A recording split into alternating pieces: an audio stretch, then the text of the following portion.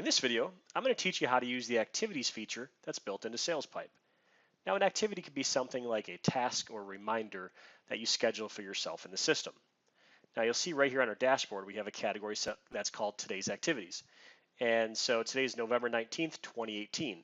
If I had any activities that were due today, they will be populating right here for me to see. You would also get an email as your activities become due, just as a reminder for yourself. Now let me show you how you go in and actually schedule an activity. So the first thing we're going to do, we're going to pull up a contact.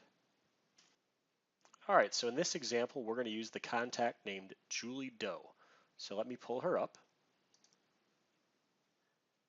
All right, so we have the contact record up here, and you'll see there are 5 colorful boxes here on the right.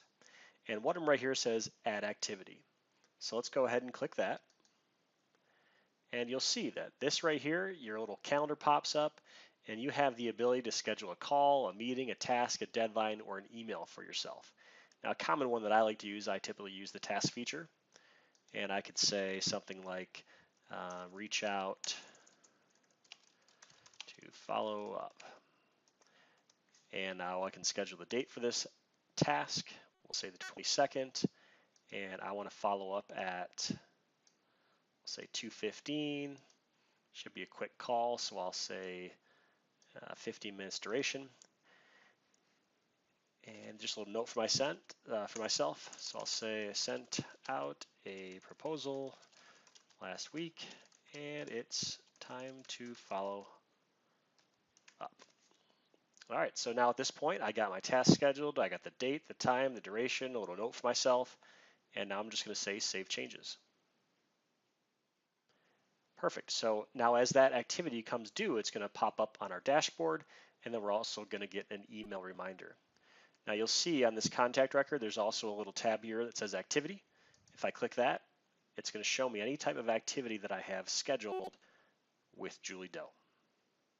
And once this activity has been completed, I can actually just mark it as done and then move on with my day. So pretty straightforward how you schedule these activities. I'm going to show you one more feature here as well. If you go right over here, it says Activity. If you click that,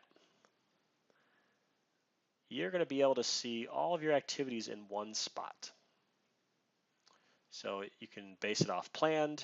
You can show just overdue activities, just activities due today, activities due tomorrow, this week, next week, and so on.